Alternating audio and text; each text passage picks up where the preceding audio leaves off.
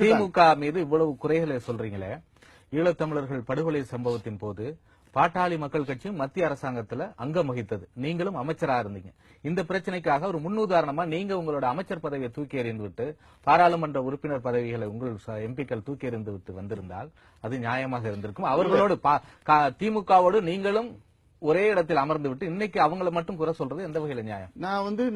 நான் என்ன சொல்றேன்னா, ஆட்சியில இருக்கிறார் அவர் முதலமைச்சரா இருக்கிறாரு, தமிழ்நாட்டினுடைய முதலமைச்சரா இருக்கிறாரு.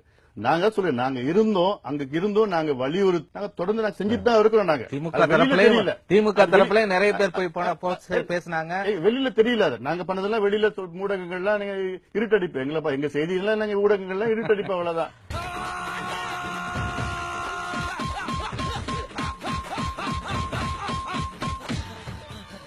ஒண்ணும் இல்ல, நான் சொல்றது இப்போ அதுக்கு பிறகு வந்து ஒரு கேள்வி நாடகம் நடத்துறாரு. உண்ணாவிரத நாடகம் நடத்துறதா இருக்கட்டும், அது நாடகமாகவே இருக்கட்டும்.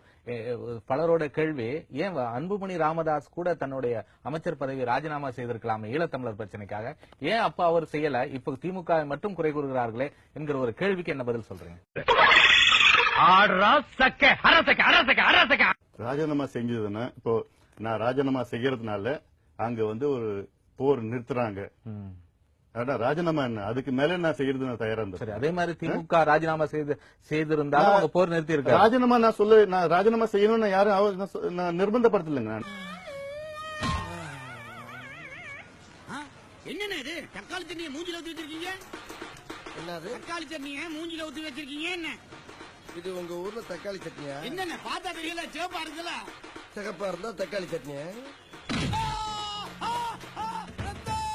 உனக்கு வந்தா ரத்தம், எனக்கு வந்தா தக்காளி சட்னா முட்டிக்கிட்டு மோதிக்கிட்டு ரத்த கையில அடிக்கிறேன். உனக்கு தக்காளி சட்னி இட்லி